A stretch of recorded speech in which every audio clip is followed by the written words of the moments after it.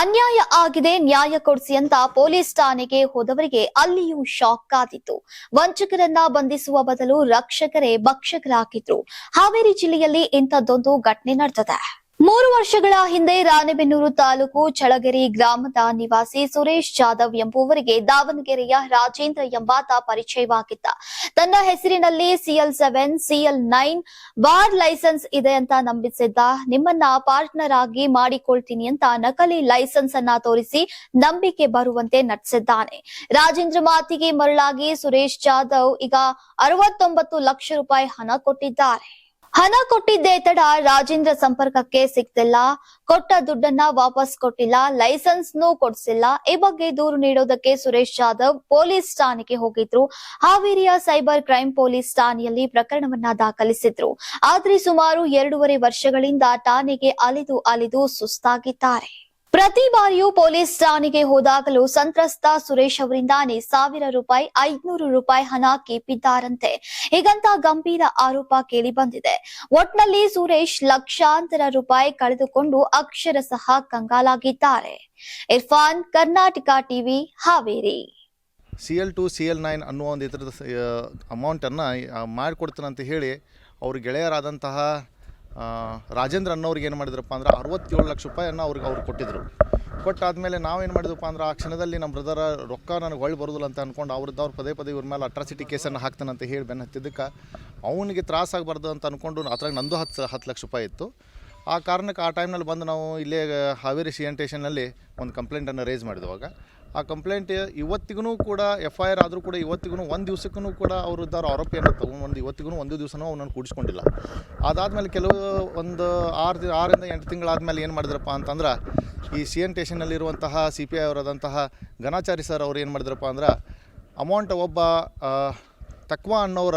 ಸುರೇಶ್ ತಕ್ವಾ ಅನ್ನೋರ ಅಕೌಂಟಿನಿಂದ 22,000 ರೂಪಾಯಿಯನ್ನು ಏನು ಮಾಡಿದ್ರಪ್ಪ ಅಂದ್ರೆ ನಮ್ಮ ಬ್ರದರ್ ಅಕೌಂಟಿಗೆ ಅವ್ರು ಏನು ಮಾಡಿದ್ರಪ್ಪ ಅಂದ್ರೆ ವರ್ಗಾವಣೆ ಮಾಡಿಸಿದ್ರು. ಅದು ಅವ್ರು ವರ್ಗಾವಣೆ ಮಾಡಿದ ಮೇಲೆ ವಾಟ್ಸಪ್ ಕಾಲ್ ಮಾಡಿ ಮುಖಾಂತರ ಅವ್ರಿಗೆ ಮಾತಾಡಿದ್ರು ಅವರು, ಇಲ್ಲ ನಿಮ್ಗೆ ತಕ್ವಾ ಅನ್ನೋರ ಅಕೌಂಟಿಂದ 22,000 ರೂಪಾಯಿನ ಹಾಕ್ಸಿದ್ದು ಅಂತ ಹೇಳಿ.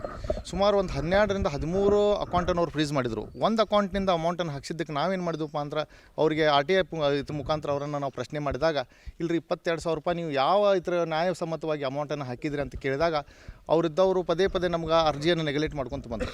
ಈಗ ಮೊನ್ನೆ ಏನು ಮಾಡಿದಾರಪ್ಪ ಅಂದ್ರೆ ಅದನ್ನು ಕೇಳಿದ ತಕ್ಷಣ ಏನು ಮಾಡಿದ್ರಪ್ಪ ಅಂದ್ರೆ ನಾವು ಎಸ್ ಪಿ ಮೇಡಮ್ಗೆ ಹೋಗಿ ಒಂದು ಕಂಪ್ಲೇಂಟನ್ನು ಕೊಟ್ಟಿದ್ದು ನಾವು, ಮೇಡಮ್ ಈ ರೀತಿ ಆಗ್ತಿದೆ ಅಂತ ಹೇಳಿ. ಆವಾಗ ಅವ್ರು ಏನು ಮಾಡಿದ್ರಪ್ಪ ಅಂದ್ರೆ CRP 19 ಮತ್ತು CRP 102 ಅನ್ನೋದ ಒಂದು ಸೆಕ್ಷನನ್ನು ಹಾಕಿ ನಮ್ಗೆ ಅವ್ರು ಏನು ಮಾಡಿದ್ರಪ್ಪ ಅಂದರೆ ನಿಮ್ಗೆ ಅಮೌಂಟನ್ನು ಇದ್ರ ಮುಖಾಂತರ ಅಂತ ಹಾಕಿದ್ವು ಅಂತ ಹೇಳಿದರು. ಆದರೆ CRP 19 ಮತ್ತು CRP 102 ಏನಿದಲ್ಲ ಅದು ಅಕ್ಯೂಸ್ಡ್ ಅಕೌಂಟ್ನಿಂದ ಅಥವಾ ಇನ್ನೂ ಬೇರೆಯವ್ರ ಅಕೌಂಟಿನಿಂದ ಅದು ಅಮೌಂಟನ್ನು ಟ್ರಾನ್ಸ್ಫರ್ ಮಾಡೋದು ಅದರಲ್ಲಿ ಅದು ತೋರಿಸೋದಿಲ್ಲ. ಅವು 2 ಸೆಕ್ಷನ್ ಏನು ಹೇಳ್ತಾವಪ್ಪ ಅಂದ್ರೆ, ಒಂದು ಫ್ರೀಜನ್ನು ಬ್ಯಾಂಕಿನ ಮಾತ್ರ ಫ್ರೀಜ್ ಮಾಡುವ ಒಂದು ಆದೇಶವನ್ನು ಕೊಡ್ತದೆ, ಇನ್ನೊಂದು ಮಾತ್ರ ಅವ್ರಿಗೆ ಆದೇಶವನ್ನು ಮಾತ್ರ ಮಾಡ್ತದೆ. ಆದರೆ ಅವ್ರು ಯಾವ ಮುಖಾಂತರ ನಮ್ಗೆ ಅಮೌಂಟ್ ಹಾಕಿದ್ರೂ ಇವತ್ತಿಗೂ ಹೇಳ್ತಿಲ್ಲ.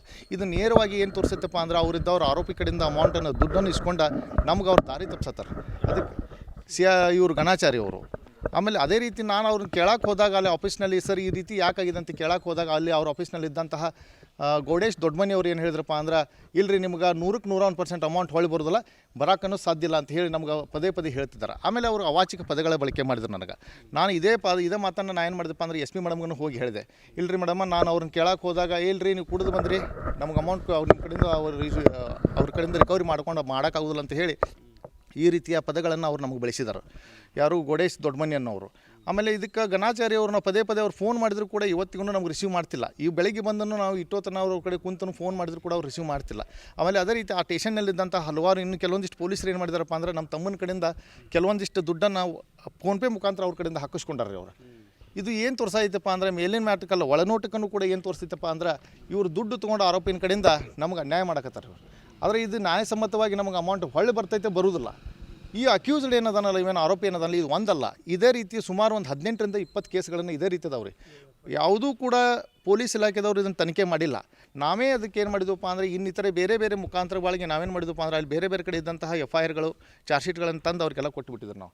ಈ ರೀತಿಯ ಈ ಎಲ್ಲ ದಾಖಲೆಗಳನ್ನು, ಇಷ್ಟೊಂದು ದಾಖಲೆಗಳನ್ನು ನಾವು ಪೊಲೀಸರಿಗೆ ಕೊಟ್ಟಿದ್ದು. ಆದರೂ ಕೂಡ ಪೊಲೀಸರು ಒಂದು ದಿವಸನೂ ಕೂಡ ಅವನನ್ನು ಕರ್ಕೊಂಡು ಬಂದು ತನಿಖೆಯನ್ನು ಮಾಡಿಲ್ಲ. ಇದನ್ನು ಯಾಕೆ ಮಾಡ್ತಿಲ್ಲ? ಇದರ ಹಿನ್ನೆಲೆಗಳು ಏನು ಅಂದ್ರೆ, ನಮ್ಗೆ ಇವರು ದಾರಿ ತಪ್ಪಿಸಕತ್ತಾರೋ, ಇವ್ರು ನಾವು ದುಡ್ಡು ಕೊಡೋದಿಲ್ಲ ಅಂತ ಹೇಳಿ ನಮಗೆ ಮಾಡಾಕತ್ತಾರೋ, ಏನು ಅವ್ರ ಕಡೆಯಿಂದ ದುಡ್ಡು ತೊಗೊಂಡು ಈ ರೀತಿ ಮಾಡಾಕತ್ತಾರೋ ಅನ್ನೋದು ನಮ್ಗೆ ಗೊತ್ತಾಗ್ತಿಲ್ಲ. ಇದಕ್ಕೆ ನೇರವಾಗಿ ಏನಪ್ಪ ಅಂದರೆ 22,000 ರೂಪಾಯಿಯನ್ನು ಯಾವ ರೀತಿ ಹಾಕಿದ್ರು ಅನ್ನೋದು ಇವತ್ತಿಗೂ ಕೂಡ ಅವ್ರು ಸರಿಯಾದ ಮಾಹಿತಿಯನ್ನು ಕೊಟ್ಟಾಕ್ತಾ ಇರಲ್ಲ. ಅದರಿಂದ ಏನು ತೋರಿಸಿದಪ್ಪ ಅಂದರೆ ಅವ್ರು ದುಡ್ಡನ್ನು ತೆಗೆದುಕೊಂಡವರು ನಮಗೆ ಅನ್ಯಾಯನ ಮಾಡಕತ್ತಾರು. ಆದರೆ ಇದಕ್ಕಿಂತ ಏನಾಗಿದೆಪ್ಪ ಅಂದರೆ ಇದಕ್ಕೆಲ್ಲ ಸ್ವತಃ ಬೇಸತ್ತು ನಮ್ಮ ತಮ್ಮ ಸುಸೈಡ್ ಮಾಡ್ಕೊಳಕ್ಕೆ ಹೋಗಿದ್ದ. ನಾವು ಅವನನ್ನು ಬದುಕಿಸ್ಕೊಂಡು ಬಂದಿದ್ದನ್ನು ಸಾಕಾಗಿದ್ದಾರೆ ನಮಗೆ. ಈಗ ಪೊಲೀಸ್ಗಳಿಂದ ನಮ್ಗೆ ಇದರಿಂದ ನಮ್ಗೆ ಅನ್ಯಾಯ ಆಗಿದ್ದನ್ನು ನ್ಯಾಯ ಒದಗಿಸ್ಬೇಕಂತ ಹೇಳಿ ನಾನು ಪತ್ರಿಕಾ ಮಾಧ್ಯಮದಲ್ಲಿ ವಿನಂತಿಸ್ಕೊಳ್ತೇನೆ. ಇದಕ್ಕೆ ನಿನ್ನೆನೂ ಕೂಡ ಇದೇ ರಾಜೇಂದ್ರನ್ನವ್ರು ಏನು ಮಾಡಿದಾರಪ್ಪ ಅಂದರೆ ಇದೇ ಒಂದು ಮಾಹಿತಿಯನ್ನು ನಮಗೆ ಬಂದ ಪ್ರಕಾರ ಇವರು ಹರಿಹರದಲ್ಲಿ ಸೇಮ್ ಇದೇ ಕೇಸನ್ನು ಒಬ್ಬ ಪ್ರಶಾಂತ್ ಅನ್ನೋರಿಗೆ ಫೋನ್ ಮಾಡ್ಕೊಂಡು ಸುಳ್ಳು ನಾನು PSI ಅಂತ ಹೇಳಿ ಯಲಹಂಕ PSI ಅಂತ ಹೇಳಿ ಅವರಿಗೆ ಹೆದರಿಸಿ ಬೆದರಿಸಿ ದುಡ್ಡನ್ನು ವಸೂಲು ಮಾಡುವಂಥ ಕೃತ್ಯವನ್ನು ಮಾಡಿದ್ದ. ಅದು ಮಾಹಿತಿ ನಮಗೆ ಹರಿಹರ ಸ್ಟೇಷನ್ದಿಂದ ನಿನ್ನೆ ಬಂದಿದೆ ರೀ. ನಾನು ಅದನ್ನು ಕೂಡ ವಾಟ್ಸಪ್ ಮುಖಾಂತರ ಅದನ್ನು ವಾಯ್ಸ್ ಕಾಲ್ ಕೂಡ ಅದನ್ನು ನಾವು ಇಸ್ಕೊಂಡ್ರಿ. ಅದನ್ನು ನನಗೆ ಆರೋಪಿ ಪರಿಚಯ ಆಗಿದ್ದು ಸುಖಿ ರೆಸ್ಟೋರೆಂಟ್ ಅಂತೇಳಿ ರಾಣೆಬೆನ್ನೂರು ಹತ್ರ ಚಳಗೇರಿ ಟೋಲ್ಗೇಟಲ್ಲಿ ಹೋಟ್ಲು ಮಾಡ್ತಾಯಿದ್ದೇನೆ. ಅದನ್ನು ವ್ಯಾಪಾರ ತೊಂದರೆ ಆಗಿದ್ದಕ್ಕೆ ನಾವು ಬಾಡಿಗೆಗೆ ಕೊಡಬೇಕು ಇಲ್ಲ ಮಾರಬೇಕು ಅಂತೇಳಿ OLXಲ್ಲಿ ಮಾರಾಟಕ್ಕೆ ಹಾಕಿದಾಗ ಬಂದು ಪರಿಚಯ ಆದ ವ್ಯವಹಾರ ಮುಗಿಲಿಲ್ಲ. ಅದಾದಮೇಲೆ ನಾನು ಹೋಟ್ಲ್ ವ್ಯವಹಾರದ ಹೊರಗಡೆ ಬಂದೆ. ಅದಾದಮೇಲೆ ಆರೋಪಿ 9 ತಿಂಗಳ ಕಾಲ ನನ್ನ ಸಂಪರ್ಕದಲ್ಲಿದ್ದ.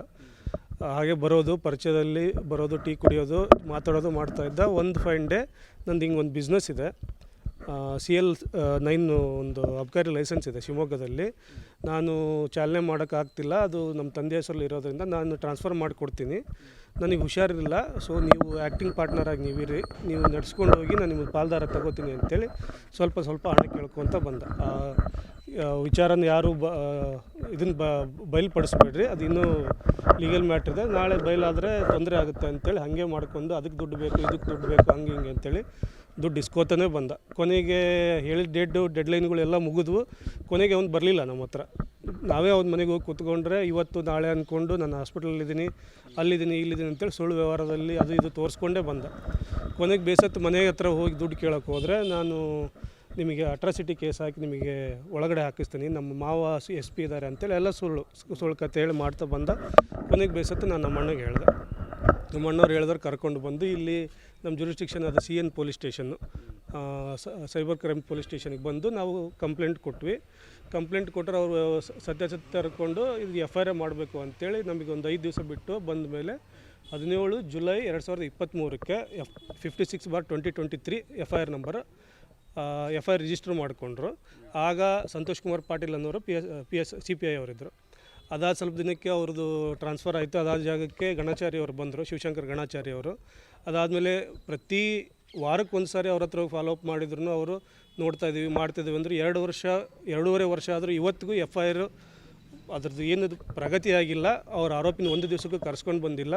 ಇದರ ನಡುವೆ ಆರೋಪಿಗಳಿಗೆ ಆ್ಯಂಟಿಸಿಪೇಟರಿ ಬೇಲ್ ಕೊಡಿಸಿದ್ರು, ನಮಗೆ ಯಾರಿಗೂ ಮಾಹಿತಿ ಇಲ್ದಂಗೆ ಕೊಡಿಸಿದ್ರು. ಒಂದು 60% ಕ್ಯಾಶ್ ಥ್ರೂ ಕೊಟ್ಟಿದ್ವಿ, ಮಿಕ್ಕಿದ್ದೆಲ್ಲ PhonePe, Google Pay, online transaction ಅದೆಲ್ಲದಕ್ಕೂ ದಾಖಲೆ ಇದೆ ಸರ್. ಅದೆಲ್ಲನೂ ದಾಖಲೆ ಪ್ರೊಡ್ಯೂಸ್ ಮಾಡಿದ್ದೀವಿ. ಚೆಕ್ ಕೊಟ್ಟಿದ್ರು ಆರೋಪಿಗಳು, ಚೆಕ್ ಬೌನ್ಸ್ ಆದಮೇಲೆ ನಾವು FIR ಮಾಡೋಕ್ಕಾಗಿದ್ದು, ಅಲ್ಲಿವರೆಗೂ ಮಾಡಲಿಲ್ಲ. ಅದಾದ ಅವ್ನು ಮೂಲತಃ ಚನ್ನಗಿರಿ ತಾಲೂಕು ಗರಗ ಅಂತೇಳಿ ಹಳ್ಳಿ, ಅವನಿರೋದು ದಾವಣಗೆರೆಯಲ್ಲಿ. ಅವನು ಹೆಚ್ಚು ಕಡಿಮೆ 6 FIR ಕರ್ನಾಟಕದಲ್ಲೇ ಆಗಿದೆ. ಅದೆಲ್ಲ ದಾಖಲೆಗಳನ್ನು, ಚಾರ್ಜ್ ಶೀಟ್ಗಳನ್ನು ನಾವು ಮಾನ್ಯ ಗಣಾಚಾರ್ಯ ಅವ್ರಿಗೆ ಕೊಟ್ಟರು ಅವ್ರು ಅದ್ರ ಬಗ್ಗೆ ಏನೂ ಮಾಡ್ತಾ ಇಲ್ಲ. ಈಗ ಮೊನ್ನೆ 1.5 ತಿಂಗಳಿಂದ ನ್ಯಾಯಾಲಯ ಸ್ಪಷ್ಟವಾಗಿ ಅವ್ರಿಗೆ ಹೇಳಿದೆ, ಬೇಲ್ ಕ್ಯಾನ್ಸಲೇಷನ್ ಆದಮೇಲೆ ಒಂದು ಕ್ಲಾಸ್ ಆ್ಯಡ್ ಮಾಡಿ 10 ದಿವಸದೊಳಗಡೆ ಆರೋಪಿಗಳು ಬಂದು ವಿಚಾರಣೆಗೆ ಸಹಕರಿಸಬೇಕು, ಇಲ್ಲ ಅಂದರೆ ಆಟೋಮೆಟಿಕಾಗಿ ಬೇಲ್ ಕ್ಯಾನ್ಸಲ್ ಆಗುತ್ತೆ ಅಂತೇಳಿ ಇದೆ. ಆದ್ರೂ ಇವತ್ತಿನವರೆಗೂ ಪೊಲೀಸರು 1.5 ತಿಂಗಳಾದ್ರೂ ಪೊಲೀಸರು ಆರೋಪಿಗಳ ಹತ್ರ ಹೋಗೋಕ್ಕೂ ರೆಡಿ ಇಲ್ಲ, ಹೋಗಿ ಕರ್ಕೊಂಡು ಬಂದು ವಿಚಾರಣೆ ಮಾಡೋಕ್ಕೂ ರೆಡಿ ಇಲ್ಲ.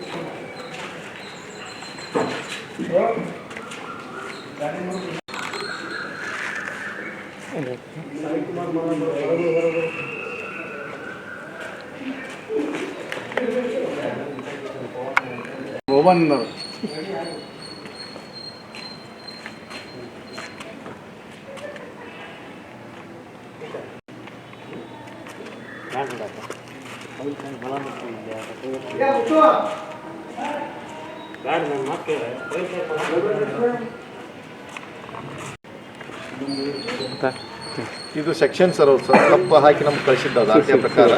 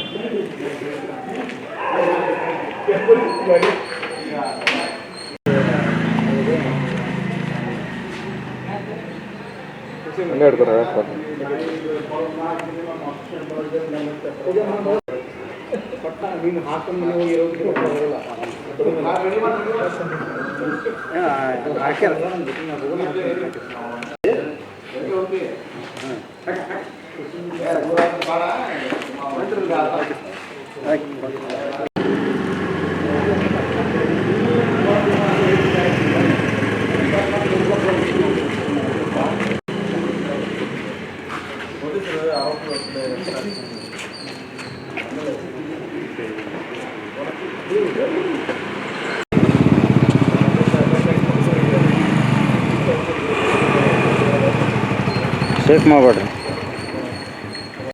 ಚನ್ನಗಿರಿ ತಾಲೂಕು ದರ್ಗಾದವರು ಅವ್ರ ಕಡೆಯಿಂದ ನಮಗೆ ನಡುವೆ ಮಾತುಕತೆಗೆ ಬಂದವ್ರಿಗೆ ಫೋನ್ ಮಾಡಿ ಒತ್ತಡ ಹೇಳ್ತೀರಿ, ಅವ್ರ ವಿಚಾರಕ್ಕೆ ಹೋಗ್ಬೇಡ್ರಿ, ಅವ್ರಿಗೆ ಇದು ಮಾಡಬೇಡ್ರಿ.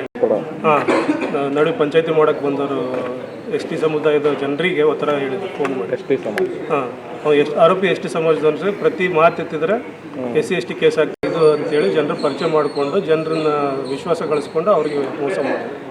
ಇದೇ ಮೂಲ ಕಸಬು ಸರ್.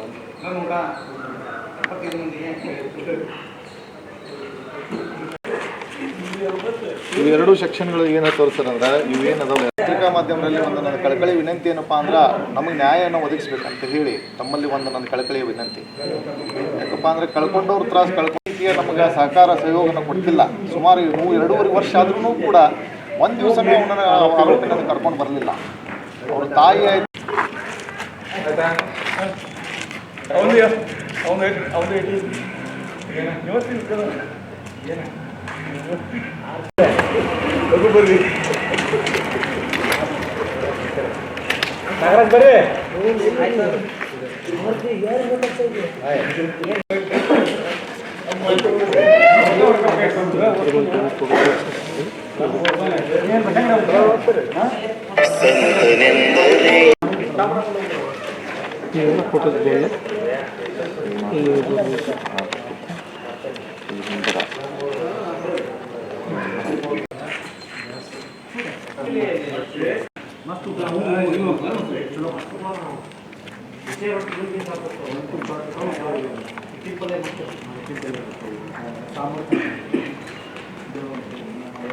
ನೀವು ಸಣ್ಣ ಆಗಬೇಕಲ್ವಾ? ಅದು ಒಂದು ಉತ್ತಮ ಆಹಾರದಿಂದ ಸಣ್ಣ ಆಗಬೇಕಲ್ವಾ? ಪ್ರತಿದಿನ ನಮ್ಮ ಜೀನಿ ಸ್ಲಿಮ್ನ ಯೂಸ್ ಮಾಡಿ ಯಾವುದೇ ಸೈಡ್ ಎಫೆಕ್ಟ್ ಇಲ್ದಂಗೆ ನೀವು ಸಣ್ಣ ಆಗ್ತೀರಾ.